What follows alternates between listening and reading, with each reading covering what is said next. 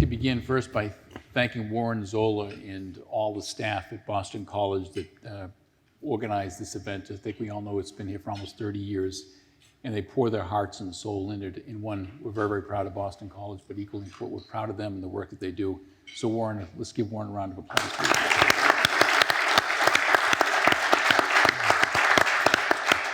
I'd also like to begin by thanking Mike for joining us. He traveled quite a distance to come to Boston, and we want to thank you very much. We're very humbled by that. And I think Warren introduced Mike and talked about his successes. And prior to this event, I had the time to look up some of the work that Mike has done over the past. And he talks about the list going on. Mike, since an early individual, whether it be athletics, whether it be business, whether it be the community, he's excelled at everything he's done. And I think we'll all agree today before we get going is that having a job of one of the largest companies in America in this particular day and age is a challenge and a half, but also an opportunity and a half. And Mike, I want to congratulate you and your family for all the work, great work you've done. So let's give him a round of applause. Thank you. Let's begin by just asking you, graduated, as Warren mentioned, from the University of Colorado, and you immediately began your career at Chevron. Did you think back in 1982 that someday that you would become the CEO of one of the largest companies in the world, not the country, but the world? Just curious. And who at that point in time, back then, during that journey, gave you guidance and support along the way? Well, no, I didn't think. I was looking for a job with a paycheck and to do some interesting engineering work with, I had a technical background. So that was the furthest thing from my mind. In fact, it was 20 years into my career before I even really knew who the CEO of the company was. And so it's been a wonderful set of fortunate circumstances. And I think Warren's comments about reflecting on blessings is certainly, the way I view my career. A lot of people that helped me along the way. My father was a very early role model and inspiration. A number of different people that I had the privilege to play sports for as coaches taught me a lot about the value of hard work and teamwork. And then professionally, I've had any number of mentors and others within our company as well as more broadly within the business community. Maybe most useful in the current role is my relationship with my three immediate predecessors. And CEO succession can be a tricky thing, as we've seen, in any number of companies. GE, not far from here, notoriously had a certain way that they dealt with this over time. Most recently, a California-based entertainment company has, kind of had an interesting process of succession and then reversion, I guess.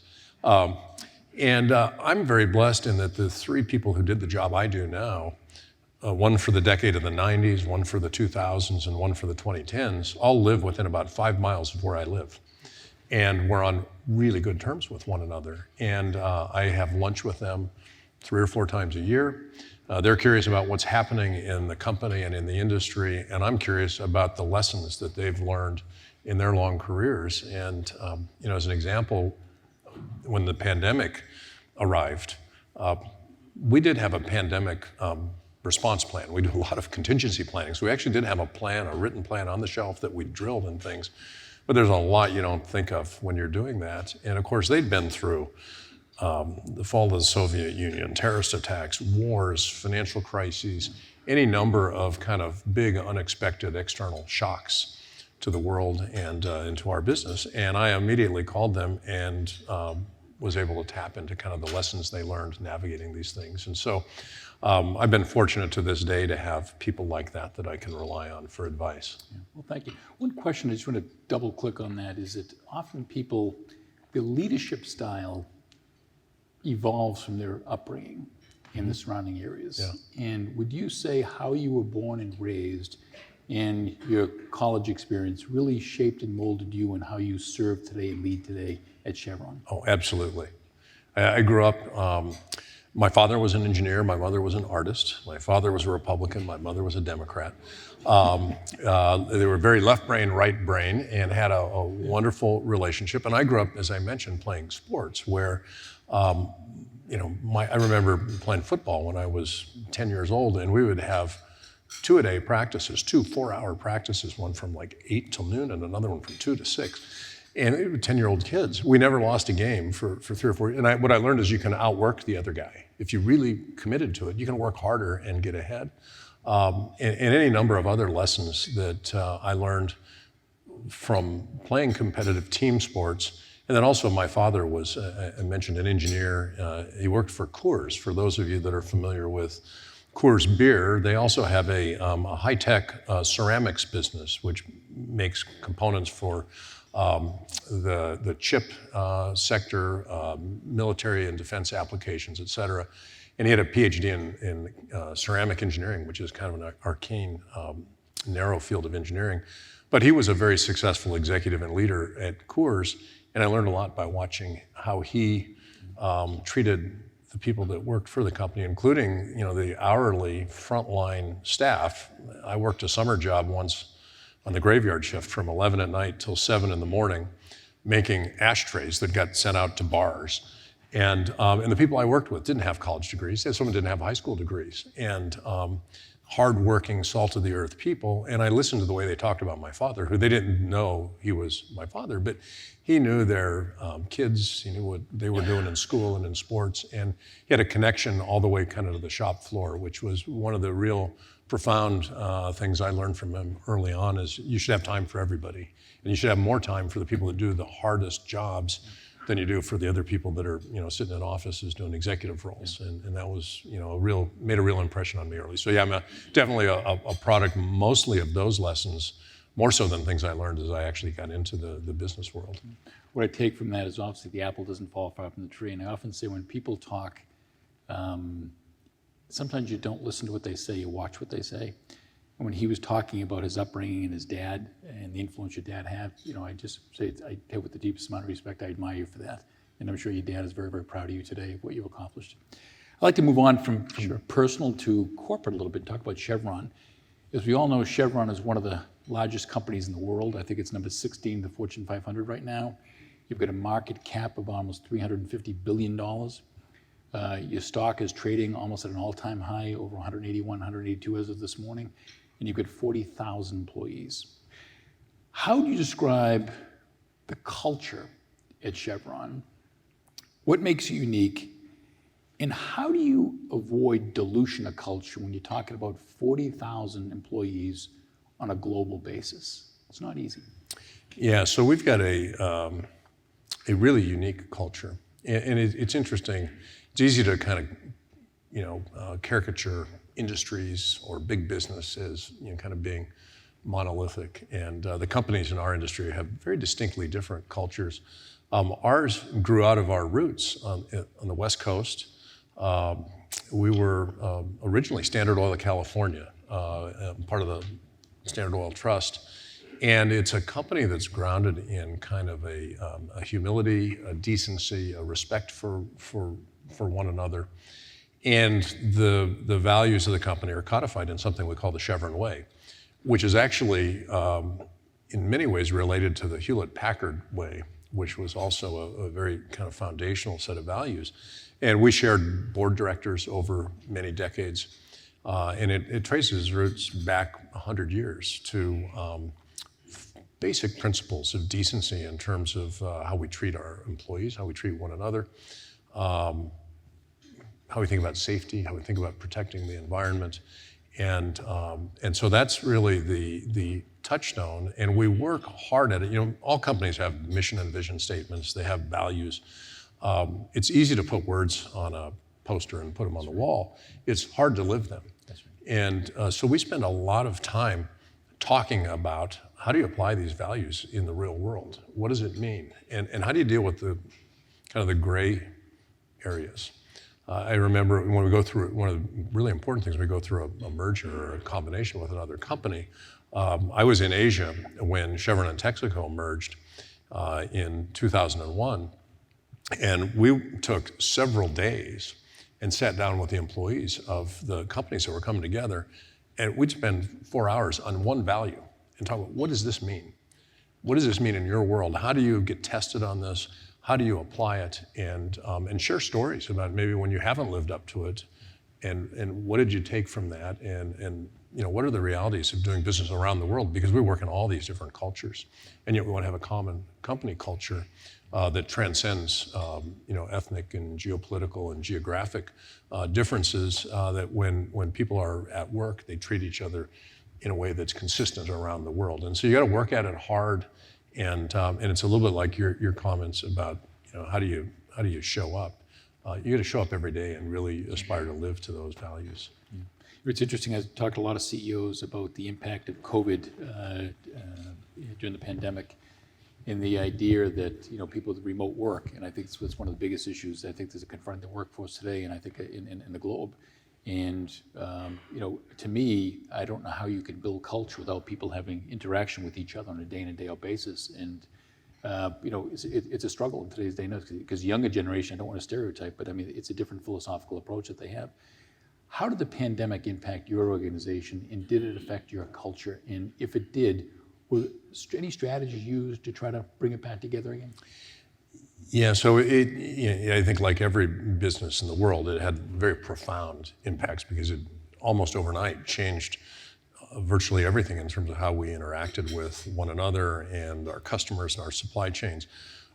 But in our company, I tell our people, we work in the physical world. We build things like you do. That's right. We operate things. We deliver real products to customers, and energy products were essential during the pandemic to keep the economy flowing. Even as people were staying at home, you had to have goods and services delivered to your home. First responders and the healthcare system needed to have reliable access to energy. You needed to move food and all that. So our people had to stay at work. And we had people that were on ships who normally work 3 months on a ship, and then they've got a month off. They couldn't get off a ship anywhere in the world, if you recall. It started with cruise ships and things like that. So we had mariners who were stuck on a ship for 9 months, not just 3 months, didn't see their families. We have people who work 28 days on and then come home for 28 days in very distant and remote parts of the world. Some of them couldn't get in and out of their countries. And when they're working for their 28 days, they work 28 days, 12-hour shifts. Yeah. These are hard, demanding roles. Some of these people were stuck for not 4 weeks, but 8 or 12 or 14 weeks. So we have a third of our workforce had no choice but to show up and to stay there. The other third of the workforce, or 2/3 of the workforce, really is there to support the people that do those jobs. But they all went through the things most of us went through in terms of working from home and figuring out how to make all that work.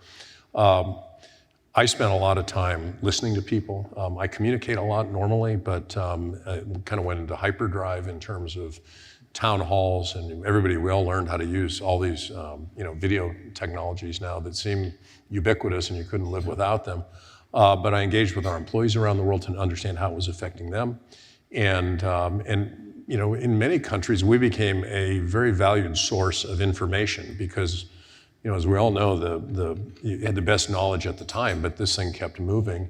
And a lot of people didn't trust what they were hearing from their government. And we have a staff of medical professionals and relationships with CDC and authorities like that, where we were able to convey information very directly to our workforce, to their families. We built hospitals in remote locations where you didn't have a first world health system to take care of our employees and our contractors. And you get tested to try to live your values about protecting people and the environment in a time like that. It was hard because you had this kind of bifurcation in the workforce. And one of the things I had to really be careful of is not to over-index on the work from home component of the workforce, who were really quite loud and expressive in terms of the challenges they were facing, which were very real. Interestingly, the people that show up every day to do hard jobs in the real world, never heard a complaint from them at all. And so I had to be sure to remind the work from home part of the workforce that the other people are the ones that were really keeping everything moving along, and try to make sure that we kept the culture knitted closely together through all of that. Thank you, Bernie. It's interesting. I'd like to transition now more towards the international front. And I think all of us know in this room, one of the biggest issues you read about on a day in and day out basis is the impact of the Ukrainian-Russian war that's been going on. And probably, I would say, one industry that's really turned its on its head is the energy business. And that's caused a complete realignment on a global basis as well.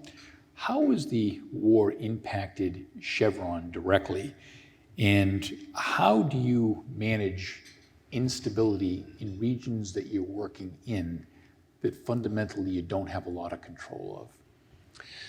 Yeah, so directly, we didn't have operating assets in Russia. Most of our large peers did, and have taken billion-dollar, multi-billion, sometimes multi-tens of billions of dollar write-offs as they've lost assets and left Russia. We do have some exposure. We've got a large position in a neighboring country, Kazakhstan, which is a former Soviet republic, which is the largest landlocked country on the planet. And it's a big resource country. It's got minerals, oil, gas. And so one of the primary routes for getting oil to world markets out of Kazakhstan goes through Russia to the Black Sea. And so that pipeline is one that carries some of our production on it. And so we've got some exposure there, but not a lot of direct exposure in Russia. But certainly what's happened in terms of sanctions and trade and the dramatic changes to the supply of energy from Russia, who's one of the largest energy suppliers in the world, has impacted everybody in our industry because these markets have gone through a lot of turmoil. And so the flows of energy have changed, the pricing of energy, the risks related to it have changed. And that creates a tremendous amount of stress on the system. You see it in terms of the prices that are reflected in markets. And we do operate in places where we don't have control. We work hard on physical security for our people, and safety is the overriding consideration everywhere that we operate. We work closely with governments on security, on intelligence. We have a fairly large security staff that is, tends to be former CIA, MI6, military intelligence, government intelligence. So we have good information and we have good assets around the world to try to keep our people safe. But it's challenging, particularly in countries where the system is less stable, and sometimes the government's not a reliable provider of those security services. So we work very hard at that every day.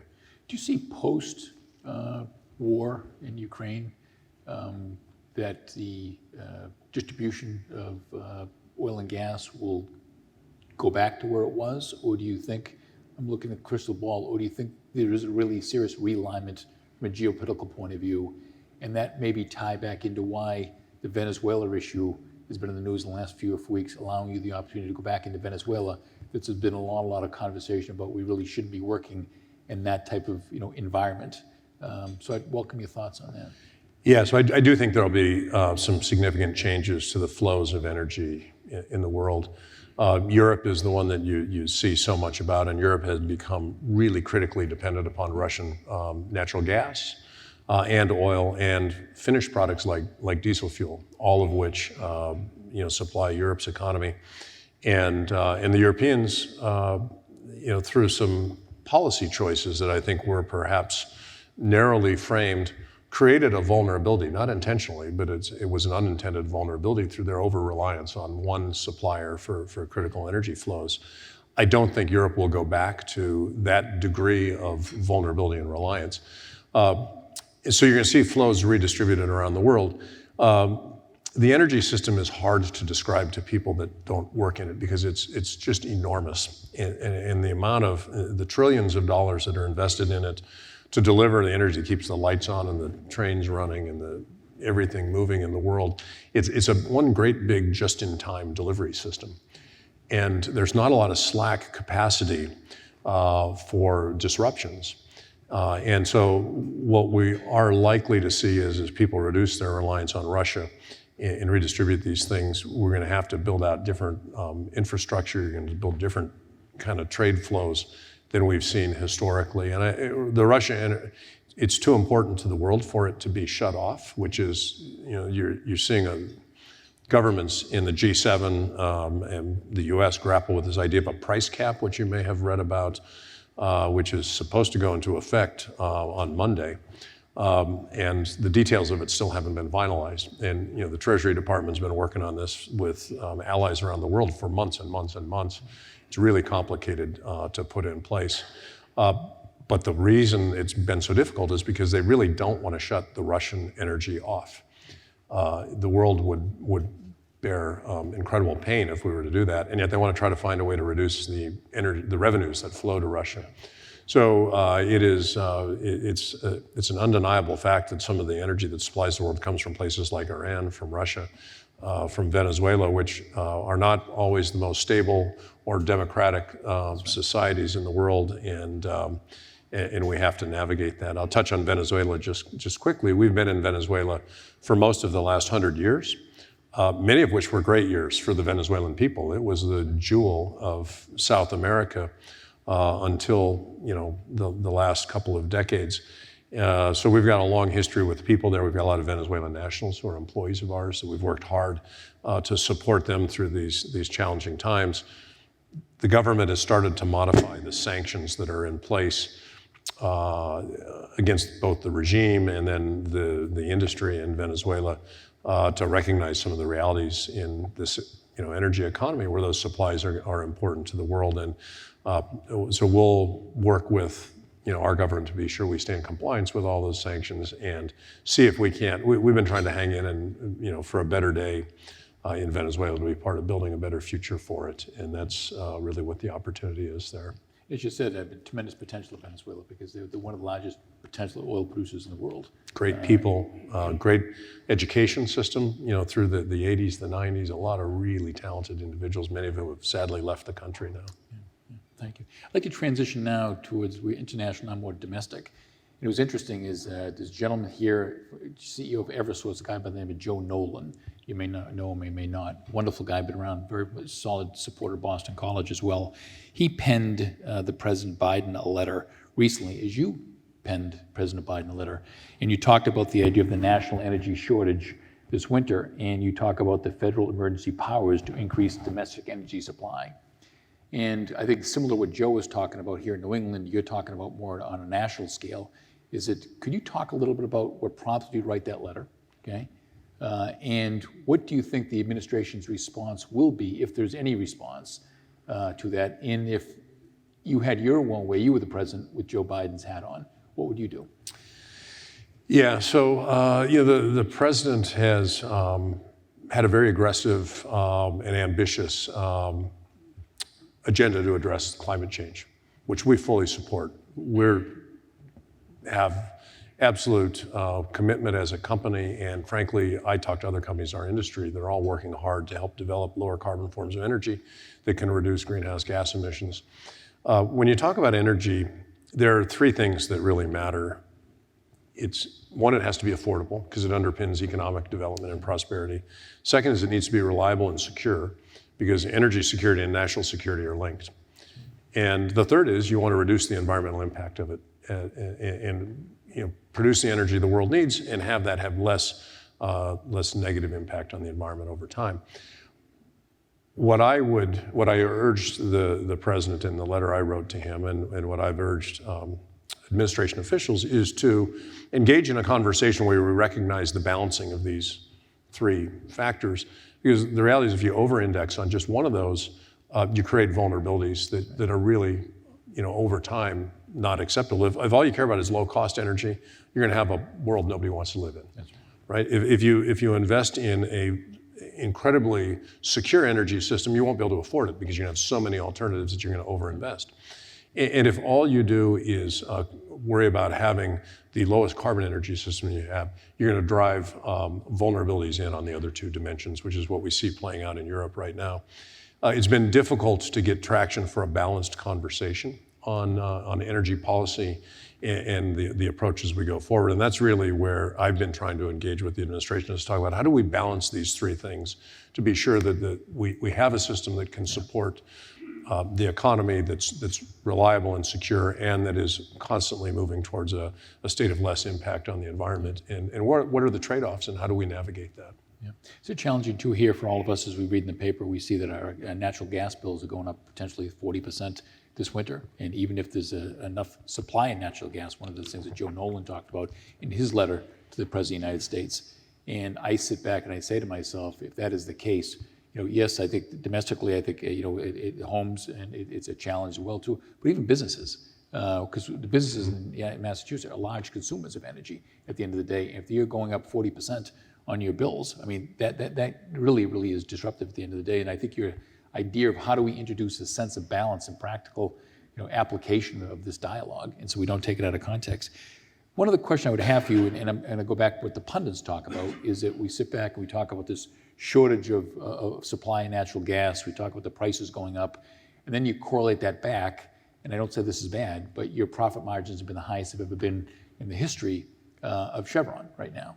And how do you sort of position that publicly when you've got people on the left and the right coming after you?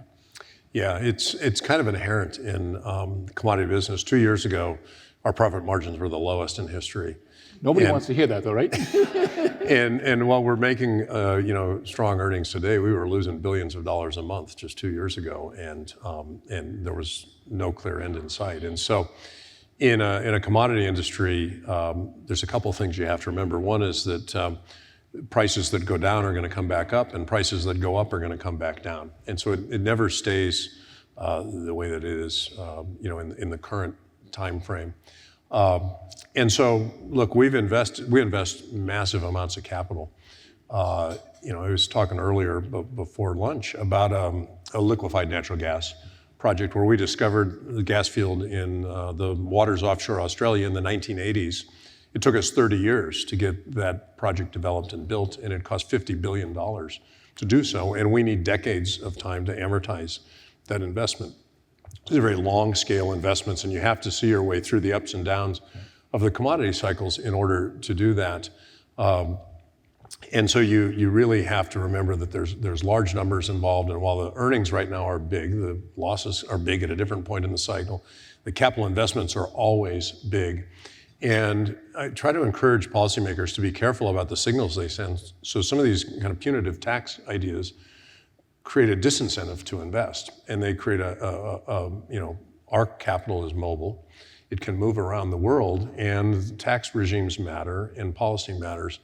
And so, we tried a windfall profits tax in this country in the 1980s. There's probably a few of us that were, around to remember that. It was part of President Carter's agenda, and it was rescinded later in the decade. It generated a fraction of the revenue it was expected to, and rather than creating new supply and lower prices, it created less investment, less supply, and the reverse from a price standpoint. So the reality is a lot of people in the political arena don't have as much depth in capital allocation, business, commodity cycles as I would like them to have.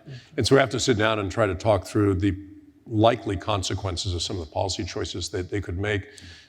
Because I agree with the objective. We want more supply, we want lower prices, but raising taxes is not going to increase investment and bring more supply to market. It's likely to do the opposite. Probably the last area of questioning I'd like to ask you to open up to Q&A here is probably one of the most important conversations being had today in America, if not the globe, is the idea of the future of energy industry. And Chevron, as we all know, is at the center of that conversation. And some would argue the issues of climate change and sea levels rising is probably the thing that people wake up in the morning and go to bed at night. And that's not a recent phenomenon either, but it's becoming more and more visible as time goes on.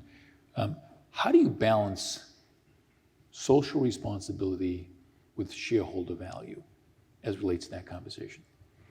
Yeah, so I'll start by going back to the values of the company. I talked about, this goes back 100 years ago. I keep a document on my desk. It's a book called The Standard Oil Spirit, which was written in 1923, so 99 years ago. And it talks about protecting the environment. It talks about the social contract with your workforce. And this is a time when union busting and long work days were kind of the norm. It talks about an 8-hour workday. It talks about health care for our workforce. It talks about corporate governance. And so it's the first ESG document I can find. It was ESG before ESG was a thing.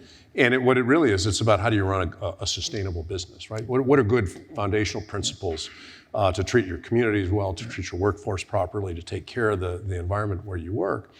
And so it's built into the ethos of the company.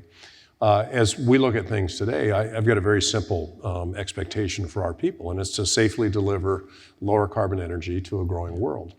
And I translate that into expectations, and I'm looking at Jean here, who's a shareholder. I tell our employees we have to deliver two things: higher returns and lower carbon. And we have to do them both at the same time. It's a capital-intensive industry. It's an industry that over the last decade hasn't delivered strong financial performance to its shareholders.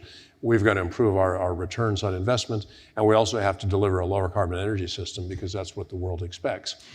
And you got to do them both at the same time. And sometimes people say, well, it's hard. And I tell our people, we do difficult things all over the world.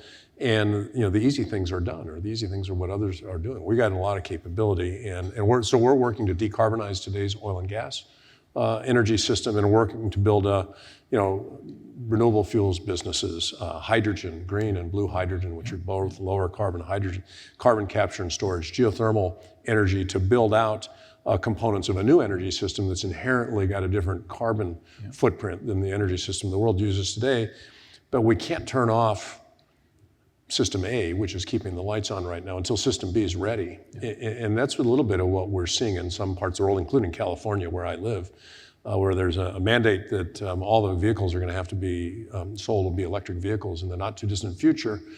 And yet, just a few weeks ago, we got an alert from the state saying, please don't turn your air conditioning on or plug in your EVs because we don't have enough, the grid doesn't have enough power for today. Yeah. And in California right now, there's 1 million EVs out of 30 million vehicles on the road. And so we need a lot more capacity to support that system before we cut over. And so there's a real lack sometimes, I think, of pragmatism in understanding how to work through the transition and not create huge disruptions for the people in this room and the businesses you all represent.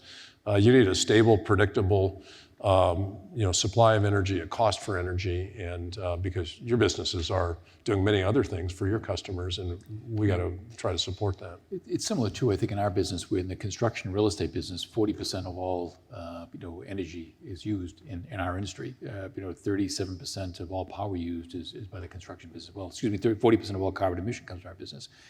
But I think about sort of the regulations coming into place right now on a regional level, in that would be no gas hookups or various other types of things like that. But then again, there is not enough ability to transmit different types of energy products to the endpoint at the end of the day. And that reminds me, when I think back about sort of renewable energy, and I didn't realize this until I did a little homework, is that only 12% of energy consumed today is renewable. And I didn't realize it was that small. And I also realized that 11% of energy use in America is nuclear, but 30%, coal. 11% is coal. 30% in the country, in the globe, is coal. So you say 11% United States, 30% in the. So we're working against each other with not a unified policy. I know it's not practical, but at the end of the day, I sit back and say to myself, we're such an infant state on the actual application of renewable energies. How do we accelerate? Because that's what we all want to do. We want to be sustainable. We want to be carbon neutral as much as we possibly can. How do we accelerate, both domestically and internationally, that conversation in a practical way? Well, so it comes down to a couple of things. Number one, those three principles I mentioned, affordability, reliability, and environmental protection, need to be part of that conversation. Reliability, the wind doesn't always blow, the sun doesn't always shine. So wind and solar are great, but they are intermittent. And the more intermittency you put into the grid, the more challenging it is to keep the grid stable. And so you need base load, which is where nuclear comes in, is where coal or natural gas comes in. Hydro can be very good for base load. So you can build out a greater renewable component to the electricity system, but electric vehicles are a very small part of the overall demand driver for the products we produce, oil and gas. And electrifying light-duty passenger vehicles it's straightforward, it's doable, it's underway, they're great cars, you're gonna see a lot more of them. We expect the world to go from a little bit over 10 million today to 400 million in the next 20 years. And they're a great solution for their application. They have some limitations in terms of range and refueling and or recharging, performance in cold weather that are addressable. But construction, heavy-duty transport, aviation, shipping, you can't electrify an airplane. An airplane can't carry the batteries. Yeah. There's no passengers on board, and it won't go very far. So we've got to find other solutions for these big drivers of demand. And so we're trying to work on the more difficult to electrify sectors of the economy, which are manufacturing, construction, mining, agriculture, aviation, shipping, which are likely to require combinations of some of the technologies I talked about and other technologies that haven't even been invented yet. I mean, the International Energy Agency has done what they call a net zero 2050 scenario, and they identify what a net zero world would look like. And the conclusion of this is that the majority of technologies that would be required don't even exist today. And 30 years, it seems like a long time. And yet in the scale of capital deployment and infrastructure build out in an industry like ours, that's almost overnight. And so there's a tremendous amount of work that's going on in labs, national labs, at universities, in companies around the world to try to address these challenges. And I'm an optimist. Look, human innovation, technology, and capital markets solve problems. Couldn't agree more. And I'm a huge optimist that the combination of those three things are going to solve this problem too. Yeah. But it is the big challenge that our industry faces, absolutely. Yeah. So Mike, two last questions. One is that if today we're talking about the fuel mix or the energy mix today is roughly about 12 to 15% in the United States. And that's sun, solar, obviously, hydro, and you sit back and say to yourself, where is that going to be, in your opinion, in 10 years from now? Coupled with, what is Chevron going to look like in 10 years? Then I'm going to ask the follow-up question in 20 years. So I'll give you the global statistics. Over the last 20 years, the world's gone from about 84% fossil and primary energy, coal, oil, and gas. Yeah. And the remaining 16% is all the others. So 84%, trillions of dollars invested, a lot of concern from 84% to 82% over 20 years. Yeah. Because the energy system has grown enormously. That's right. And much of the growth is occurring in India, in China, in sub-Saharan Africa, and developing Latin America, where they can't afford the most costly energy system. They need the most affordable energy system, right? Because their priorities are healthcare and clean water and education and building up an economy. And so the overall demand for energy, we've got 8 billion people on the planet today. And there's about 1 billion of them that live like we do, that take for granted the things that we take for granted. There's another 2+ billion that are in the emerging middle class in the developing world that are beginning to experience the lifestyle that we do. There's about 5 billion people on the planet that in their lifetimes probably will never get there.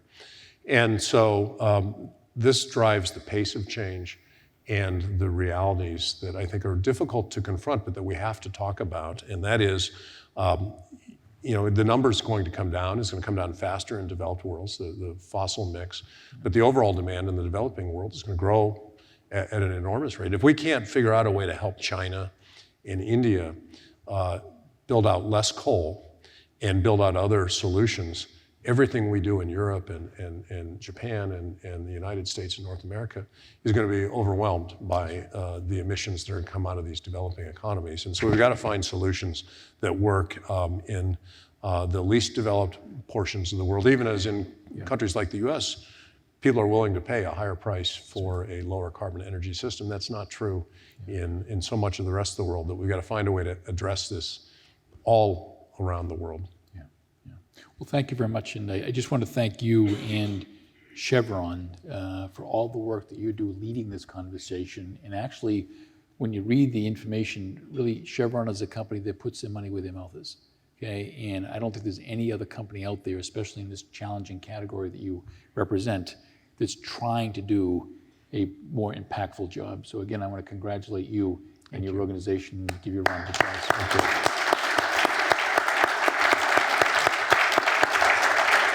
Yeah. Warren, we might have time for a few questions. Is that fair to say? Question or two, sure. Yeah. Anybody have a question? Yes, sir.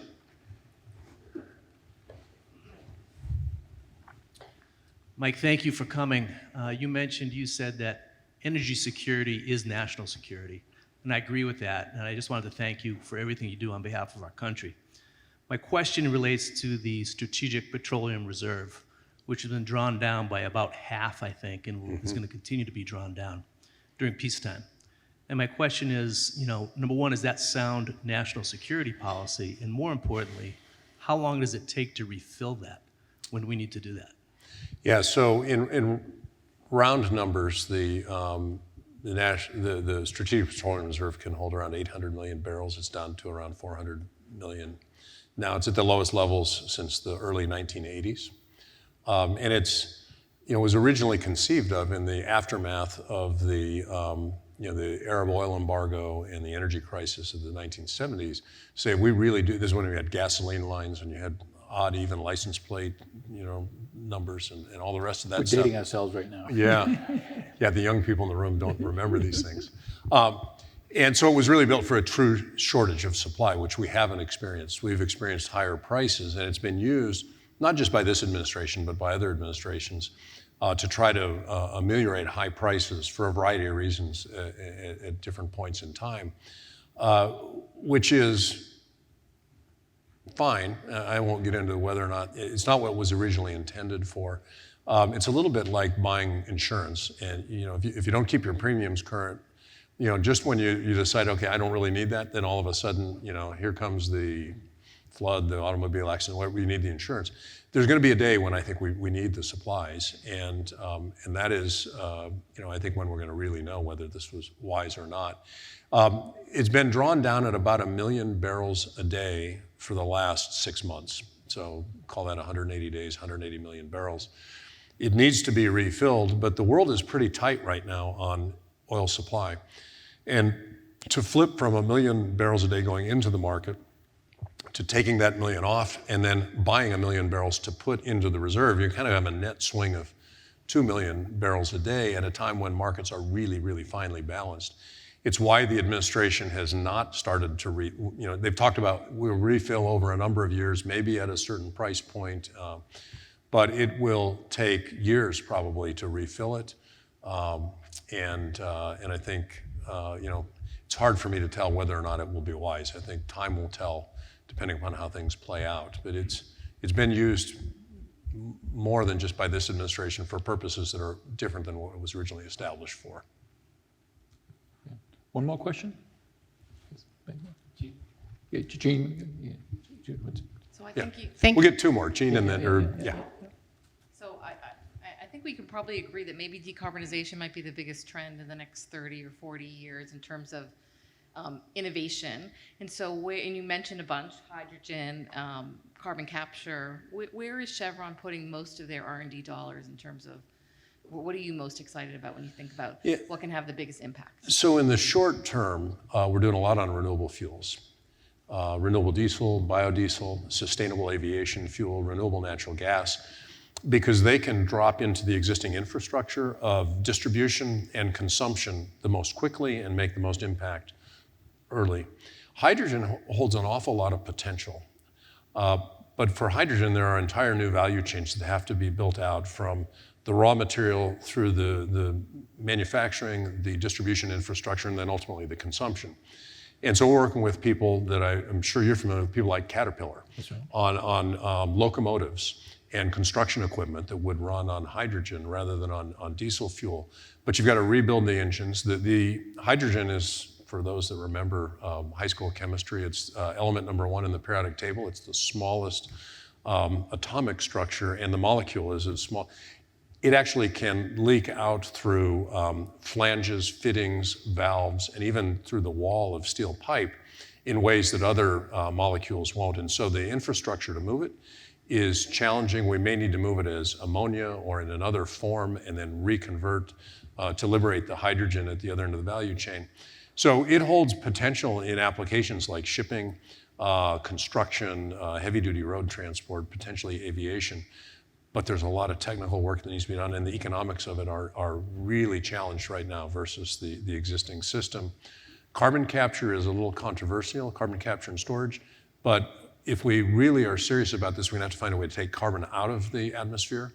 And we know how to do this. We do it today, and we store it today, but it's got to happen at a scale that's much, much larger than what happens today. The capture technology needs to become more cost competitive. We're doing a lot of work on that, Gene, and have invested in more than one companies that are past the startup stage. They're kind of scaling right now that we think have some real promise to help solve those challenges. And then we're doing a lot of earlier scale work or earlier stage work on things like geothermal, fusion, modular nuclear. So there's a whole solution set that I think needs to be part of the ultimate answer, where there's a lot of smart people doing the work on it. I do think over the next number of decades, this is going to be a huge opportunity for innovation and capital markets to start to scale some of these things up. So those are the primary. The thing we're not doing is wind and solar, because there's a lot of wind and solar out there. The technology is proven. There's plenty of capital. There's really good developers, and we don't really bring value to that. So I'd rather Wellington decide how much wind and solar they want to invest in and who the best in breed are, and allocate that capital rather than us trying to do that on your behalf. Yeah, one more question. I was a baby in Boulder, so hello from Chautauqua Park when I lived there when I was 1. One of my favorite places. Isn't it spectacular? What do you do to keep your best people?